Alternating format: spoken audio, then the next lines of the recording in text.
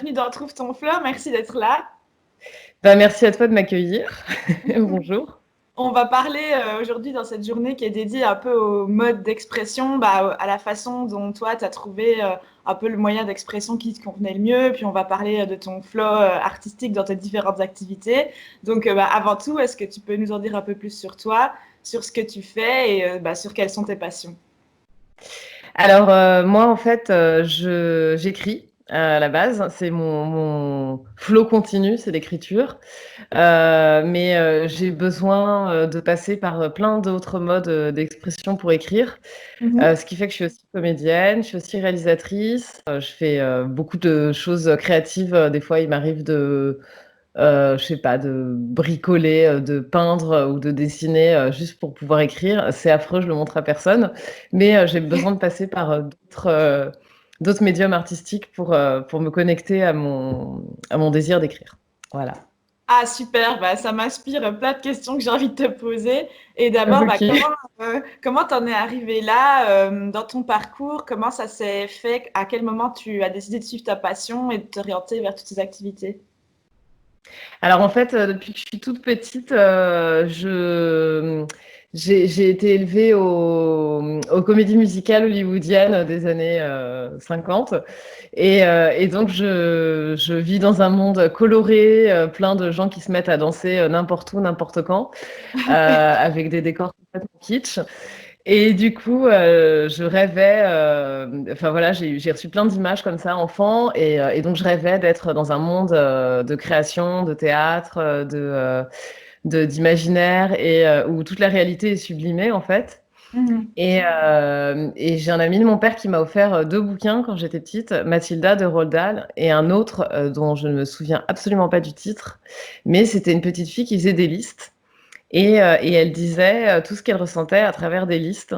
Et ça m'a vachement marquée. Et comme moi, enfant, j'étais assez en colère et assez énervée envers les adultes et tout ça, je me suis servie de l'écriture pour canaliser ma colère. Et du coup, j'ai commencé enfin, vers peut-être 8 ans, 9 ans, à faire des listes, moi aussi. Et ces listes se sont transformées en journal intime, je sais pas, vers le début de l'adolescence, enfin la préadolescence. Et en fait, j'écris un journal intime tous les jours, quasiment depuis que j'ai 10 11 ans, quoi. Ouais. Voilà, et donc je suis venue à l'écriture comme ça, et j'ai toujours eu besoin de m'exprimer physiquement. Donc j'ai fait énormément de danse, j'ai fait beaucoup de théâtre, enfant et adolescence. Et ce qui me permettait aussi que mon corps puisse, je sais pas, s'exprimer, s'aérer. Enfin, Mhm. je vois les choses un peu en... Enfin, l'activité cérébrale et l'activité physique sont toujours liées, en fait. Mhm, mhm. Et alors, quand tu étais enfant, c'est ça, tu t'es mise à écrire pour aussi un peu canaliser toutes ces émotions fortes qu'il y avait en toi. Et Ouais, après, avec exactement. le temps, à quoi est-ce que tu as voulu partager aussi d'autres choses à travers toutes tes créations? Oui, en fait, je me suis mise à écrire, comme tu dis, pour canaliser les émotions trop fortes que je ressentais. Et aussi j'ai fait quelque chose aussi pour essayer de me débarrasser d'une certaine forme d'angoisse ou de mal-être par moment. C'est que Mhm. j'ai créé un personnage imaginaire, un double, dont j'ai commencé à écrire le journal intime en parallèle du mien. Et du coup, j'ai commencé à inventer la vie rêvée de cette fille qui avait tout ce que j'avais pas, qui avait toutes les qualités que je n'avais pas, qui avait la vie que je rêvais d'avoir avec de l'aventure, de l'amour, de la passion, enfin, tu vois, tout un tas de choses comme ça. Et en fait, à force de l'inventer, et à force de décrire ce qu'elle traversait, etc., j'ai commencé à faire des parallèles avec une introspection, enfin avec moi, et à Mhm. me dire, tiens, quand je suis face à telle situation, qu'est-ce que elle ferait, pourquoi elle est comme ça et pas moi. Et donc j'ai commencé à lui piquer des trucs, Ouais, à incroyable. m'approprier ses traits de caractère, et aussi au fil du temps à prendre conscience de ce que moi j'avais et ce qu'elle n'avait pas, et qui pouvait aussi être une valeur et qui pouvait aussi être partagé et quelque chose de précieux. Et du coup, ça m'a permis à la fois de mieux me connaître, à la fois de savoir qu'on peut changer, qu'on peut évoluer et qu'on peut avancer dans la vie. Et maintenant, je partage cette méthode, entre guillemets, avec des adolescents par le biais d'ateliers d'écriture ou d'ateliers vidéo que je donne, surtout par une association qui s'appelle La Source, qui s'occupe Ok. d'enfants en difficulté et tout ça. Et donc voilà, et donc je partage cette recette pour que chacun trouve son double rêvé et à travers le dialogue avec son double rêvé permettre de, bah, je sais pas, de mieux avancer dans la vie et de mieux se connaître. Ouais, c'est super. Merci de partager ça parce que ça me parle énormément. Ça me fait vraiment. Enfin, tu vois, ça me ramène au fait que finalement, tu as un peu plein de ressources que tu peux exploiter à l'intérieur de toi. Et toi, t'aides à aller piocher là-dedans. Ouais, c'est ça. Je vais piocher en fait, je me sers beaucoup de mon imaginaire, je me sers beaucoup de ma vision un petit peu à part, un petit peu décalée. Je me sers beaucoup de mes rêves aussi. Mhm. Je sais pas, j'ai l'impression d'être tout le temps en train de mélanger un bouillon, un chaudron d'idées, et que c'est tout le temps en bouillonnement, et que de temps en temps, il y a des choses qui émergent, et que je vais pouvoir les sortir et les exprimer dès qu'il y a une occasion de le partager, quoi. Ouais, super. Mais c'est ça, ça m'intéresse trop, ce processus créatif. Comment tu visualises les choses, par quelle phase tu passes entre le moment où tu sens qu'il y a un peu d'aspiration qui arrive et au moment de vraiment concrétiser une création. Alors en fait, je passe par une phase moi souvent je me demande et si. Mhm. Je me dis, s'il y a quelque chose qui vient se heurter à moi, je sais pas, un truc que j'entends à la radio ou quelque chose d'extérieur, qui vient me toucher, souvent c'est parce que ça déclenche chez moi, «Mais, et si il arrivait telle chose?» ou «Mais imagine que» enfin c'est ça vient percuter une réaction imaginaire, ça ouvre une partie de mon cerveau liée à l'imaginaire, Ok. où je vais projeter soit des interrogations, soit des peurs, soit des rêves, enfin en tout cas des images. Et généralement, c'est des choses qui rentrent en collision, c'est des idées qui vont entrer en collision. Et donc, ça déclenche de l'énergie. Et chez moi, ça me rend complètement hystérique en fait. Donc, Mhm. normalement, quand j'ai une idée, je me mets à sauter partout. J'ai des papillons dans le ventre. Je suis là genre ah, j'ai une idée, c'est génial, c'est génial. Ouais. Je me mets à noter. Je parle à mon téléphone. Je m'imagine un grand écrivain dans la forêt qui avec son dictaphone et qui se met à écrire comme ça et tout. Et puis après, du coup, je suis épuisée. Mhm. Euh, donc je m'arrête et je laisse, bah, comme une pâte à gâteau, quoi. Je laisse reposer. Et après, il faut que je passe par tout un processus graphique, en fait. Ok. Il faut que je fasse des schémas, il faut que je découpe des morceaux de texte, faut que je colle des choses, faut que je dessine un truc. Enfin, en tout cas, il faut que sans notion de qualité, mais il faut que j'ai quelque chose de très visuel. Mhm.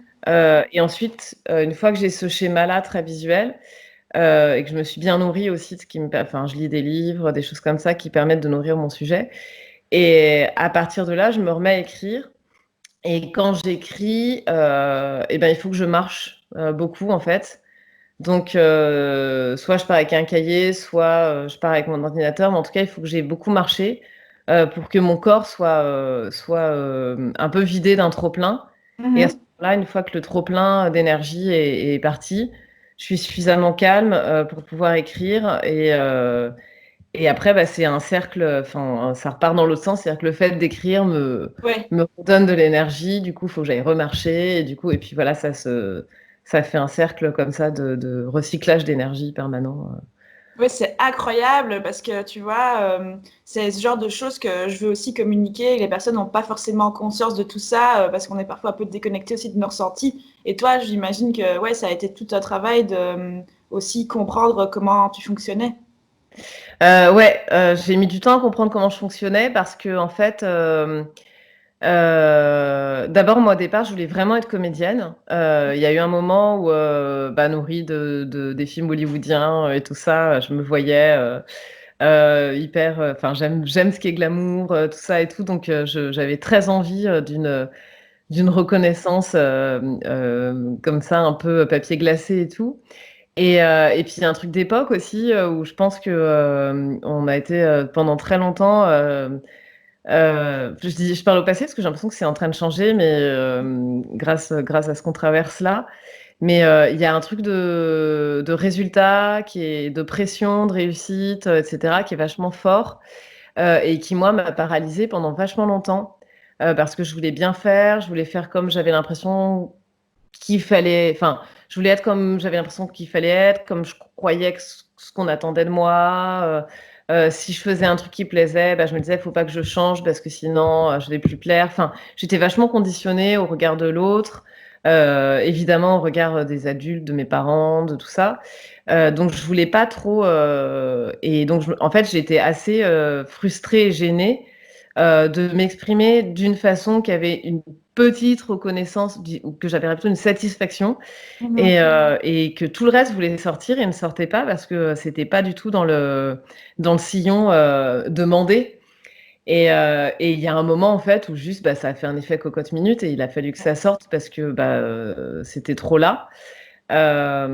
Et je me suis rendu compte au final que bah, c'est un long travail. En fait, moi j'ai eu peur que ça sorte d'un coup et que je devienne punk à chien. Et, et en fait, je me rends compte que je suis adulte et que donc je peux aussi canaliser les choses. Je peux aussi les interroger et permettre qu'elles sortent de façon. Enfin, j'ai pas tout le temps besoin que ce soit reconnu, que ce soit Mhm. associé à la réussite et tout ça. Mais ce qui m'a bloqué pendant très longtemps, c'est cette notion de succès, de réussite, de reconnaissance, comme si c'était un label parce qu'on est connu ou qu'on a réussi, on a raison. Et notre parole, elle peut être entendue.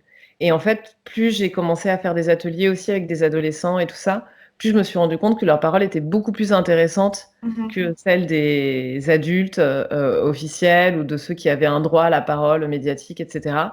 Et plus je me dis que ça, c'est vraiment bah, que c'est une erreur en fait, qu'il y a une place pour tous et que c'est pas la reconnaissance qui donne une garantie comment dire, d'être entendu, quoi, enfin, Ouais, de d'avoir ta raison. légitimité, entre guillemets, Ouais. parce que c'est ça, tu étais pendant tout un temps bloqué par peut-être la croyance qu'il fallait faire quelque chose tel que, enfin, qu'il y avait une espèce de vérité ou de perfection, etc., ou qu'il fallait réussir, et ça t'a bloqué. Et après, quand tu peut-être l'as fait par simple plaisir d'être dans ton flow, là, Ouais, ça t'a libéré. exactement.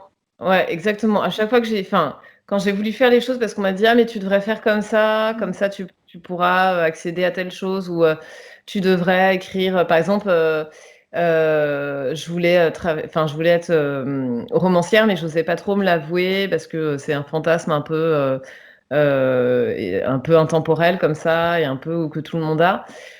Et du coup, quand je travaillais dans une maison d'édition, il y a beaucoup de gens qui m'ont dit, mais écoute, si tu veux écrire, écris pour la télé, tu gagneras ta vie en tant que scénariste, c'est vachement bien, etc. Et ce qui est vrai, ça a marché un temps, mais en même temps, j'étais pas connectée à moi. Ouais. Et il y a un moment où les projets ont commencé à pas marcher, à pas marcher, à pas marcher. Et je me disais, mais je suis nulle, j'y arrive pas, j'ai aucune reconnaissance, etc.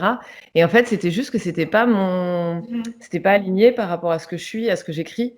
Donc ça, j'ai mis vachement, il y a une petite traversée, enfin même une assez longue traversée du désert pour que je prenne conscience qu'en fait, j'avais fait ce choix pour être conforme à une espèce d'idée que je me faisais de la reconnaissance, alors qu'en fait, ça sert à rien. D'ailleurs, parce que j'ai pas eu la reconnaissance, et en plus, bah, j'étais malheureuse parce que j'étais pas connectée à bah, mon flow, à moi, etc. Et donc, il a fallu que je me pose et que je re-questionne vraiment ce que c'est l'écriture pour moi, ce que je veux écrire et que je revienne à un désir primordial d'une autre forme d'écriture. Ce qui ne m'empêche pas d'écrire des scénarios par ailleurs et tout, mais au moins, quand je fais un choix d'écrire ou de travailler sur un scénario, je sais pourquoi et je le fais pas pour appartenir à une certaine caste ou pour avoir une reconnaissance dans le milieu ou ce genre de choses. Et on est vachement, enfin, je trouve qu'on est vachement bouffé par ça, par l'idée de devoir être quelque part avec un projecteur sur nous pour exister, quoi. Alors qu'en Mhm. fait, bah, l'existence, on existe puisqu'on est là. Donc, on n'a rien à prouver. Et je trouve que, enfin, ce qu'on traverse là, à travers le fait d'être confiné aussi, c'est aussi une occasion de revenir à soi, d'essayer de retrouver ce qui nous fait vraiment vibrer, ce qui nous touche vraiment, et de casser ces codes d'un ancien monde où on est en concurrence, où on veut marcher sur les autres pour réussir, où on veut être dans un système pyramidal où on serait toujours en haut et tout ça. Mhm. Alors qu'en fait, il y a de la place pour tout le monde, qu'on peut fonctionner autrement et que chacun est différent et chacun a une place. Enfin, voilà. Voilà ce que Ouais, je pense. super. Et tu vois, par rapport à ce que tu dis de sentir que tu es au bon endroit, que tu es en train de faire ce qui a un sens et ce qui te parle à toi, au niveau même du cœur, j'imagine profondément. Est-ce que tu pourrais décrire certaines de ces sensations-là, ce que tu ressens, ce que tu penses, quand tu as la sensation d'être dans ton flow? Tu vois, pour les personnes qui peuvent en être déconnectées ou simplement jamais avoir expérimenté ça. Et ben, ce qui me fait reconnaître que je suis dans mon flow, c'est une sensation de plaisir. En fait, j'ai l'impression que physiquement, il y a un espèce de canal qui part de mon ventre jusqu'à ma bouche, en fait. Mhm. Et que dès que je sens que là, c'est un peu comme quand on est amoureux, en fait. Enfin, dès que je sens que ça fait des fourmis, que c'est excitant, que c'est jouissif et tout, je me dis: «Ah, je suis au bon endroit». Hem et ensuite, pour être sûre de pas me tromper, de pas me dire, «Je suis au bon endroit» parce que je pourrais aussi avoir l'impression d'être au bon endroit parce que je cherche encore de la Mm. reconnaissance ou un truc, faux. Et ben, il faut que je fasse tout de suite et en fait, il faut que je sois dans l'action. Il faut que je fasse un truc et si, le fait de faire ce truc-là, me fait continue à entretenir physiquement cette sensation de bien-être, alors je sais que je suis au bon endroit. Ce qui veut pas dire qu'il y a pas des moments où quand j'écris, c'est pas douloureux, il y a pas de Ouais. blocage, il y a pas de moment et cetera, mais je sais que je serai toujours avec ce tapis, de bien-être, et de plaisir, et donc c'est pour moi le repère, il est une sensation physique, ouais, d'excitation, de, mmh, de trépinement, de joie de vivre, voilà, de plaisir, de que j'apparente un peu, c'est vrai, ouais, comme quand on se prépare pour aller voir, un garçon avec qui on a rendez-vous ou un truc comme ça. Enfin, il y Ouais. a Trop bien, ouais, mais en plus, tu passes trop des choses que j'essaye de partager aussi. Le fait que des fois, c'est ça, tu peux être bloqué par ce que tu as dans la tête et que c'est pour ça que peut-être en revenant à tes sensations, tu peux mieux t'orienter et comme ça avoir moins la sensation parfois d'avoir peur de faire le mauvais choix. Parce que quand tu es connecté un peu à ce qui te fait vraiment vibrer, tu as une certaine confiance un peu profonde, quoi. bah, ouais, je peux avoir une confiance plus profonde parce que je reste pas, là-haut, enfin, je reste pas dans ce qui est cérébral Mhm. et le fait d'être trop cérébral, en fait, ça génère des projections et les projections, bah, comme c'est des projections, c'est pas réel, en fait, donc alors que les sensations physiques, elles sont réelles et elles sont tangibles, elles sont concrètes, alors que les projections, ça va générer, bah, de la peur, ça va générer «Et si jamais? Ah oui, mais je sais pas», des doutes et cetera qui vont être mal placés. Mhm. Mais une fois de plus, c'est un va-et-vient, il y a toujours des moments où je vais avoir peur, il y a toujours des moments où je vais avoir des doutes, où je vais vouloir me replier, où je vais mais faut accepter aussi ces moments-là, bah, parce que c'est des soupapes, sinon on serait en sur-régime. Enfin moi sinon, je serais en sur-régime tout le temps, enfin, Mhm. je serais en train de courir partout dans la rue en chantant: «Youpi, c'est génial!» machin et tout, puis je serais jamais en train de produire quoi que ce soit. Ouais, ouais, Donc excellent. faut aussi, ouais, faut trouver un canal, mais pour moi, le canal, il part du corps, quoi. Enfin, il part d'un besoin physique, en fait, voilà. C'est vraiment un besoin, viscéral, en fait, qui va trouver une place, chez moi, en tout cas, enfin, ça va être l'écriture, mais pour en arriver à l'écriture, je peux passer, par, d'autres médiums, y compris la musique. Je peux écouter beaucoup de musique, je peux me mettre à danser si j'ai envie, je peux sauter partout, enfin, je pense qu'il faut pas avoir peur en fait de prendre des détours, au lieu de se dire: «Tiens, j'ai envie», par exemple, «Ah, j'ai envie d'écrire un roman, alors je vais aller sur le site écrireunroman.com, je vais suivre les étapes qu'on me conseille pour écrire un roman et je vais écrire un roman». En fait, non, pour écrire un roman, et ben, je vais aller marcher dans la forêt, je vais aller me baigner dans la mer, je vais aller faire une fête, je vais aller, noter des choses, je vais parler tout haut, je vais faire le crapaud, je vais chanter, je vais, enfin, et puis il y a des moments aussi où je vais écrire. Mais le travail en soi, c'est pas Mhm. être face à son ordinateur et taper des mots, quoi. C'est tout un rapport à soi, à son énergie et aussi au monde qui nous entoure et à ce qu'on peut percevoir, aux images qui nous viennent, aux sensations qui viennent aussi de l'extérieur, selon si on est en ville, si on est à la campagne, s'il y a du monde, si, moi j'aime bien écrire dans les cafés parce qu'il y a, beaucoup de bruit, de monde et cetera et en même temps, des fois, j'ai besoin de silence. Je déteste aller dans les espaces de coworking, dédiés pour ça parce que je trouve ça trop sérieux et que moi, Mhm. j'ai besoin d'une ambiance un peu fantaisiste pour, travailler. Donc mais c'est moi, enfin, chacun doit trouver son mais ça veut dire qu'il faut réapprendre à écouter vraiment ses émotions et les signaux que notre corps nous envoie, quoi, et son intuition, en fait. Les «je le sens pas» et tout ça, c'est des choses Mhm. Mhm. qui sont justes, en fait. Enfin, je fais encore le parallèle avec une histoire d'amour, mais des fois, on va se jeter dans les bras de quelqu'un, alors qu'on sait très bien que ça va être pourri et on Mhm. y va quand même, et après on est là: «Ah mais oh, je suis encore tombée sur un, pervers narcissique» ou «Ah, je suis encore tombée sur un connard» et tout. Mais alors qu'on le savait, mais on veut Ouais. pas écouter ça en se disant: «Oui, mais» on écoute une espèce de juge un peu, social qui va nous dire que quand même on sait pas, machin et en fait, je pense qu'il faut revenir à soi et s'écouter soi, c'est hyper important, voilà. Bah, super Naomi, franchement, j'aurais pas pu rêver mieux là pour discuter de tous ces moyens d'expression là et du flow que cette interview qu'on vient de faire parce que tu nous as dit que voilà, il fallait vraiment s'écouter et puis pas avoir peur de passer à l'action en testant différentes choses, surtout même si on avait un objectif précis en tête, bah voilà, se laisser aller, un peu lâcher prise et explorer tout ce qui peut nous faire plaisir pour s'imprégner un peu de l'aspiration du moment et après pouvoir être un canal et libérer ça bah, par le moyen d'expression qui nous parlera le plus, quoi.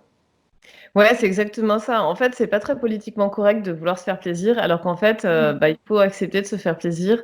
Il faut accepter de pas être efficace et de pas, et de faire des choses inutiles et superflues. En fait, c'est hyper important, avec mon compagnon, on parle souvent de ça, de faire, des choses, superflues, de faire des choses inutiles, de faire des choses qui sont pas forcément, ouais, efficace.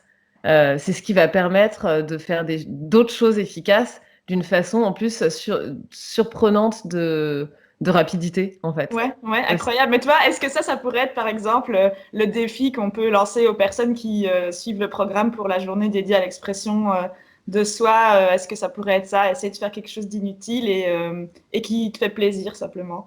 ouais, quelque chose sans but, sans pression extérieure, sans but, précis.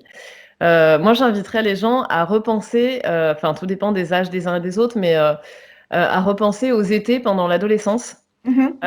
Les grandes vacances d'été, c'est toujours les vacances où il se passe des trucs incroyables, où on a des idées de fou, on prend, 2 ans de maturité d'un coup et cetera, parce qu'on est en train de rien faire, en fait et on accepte de recevoir, on accepte de lâcher prise et de se nourrir d'autre chose que de ce qui nous est imposé.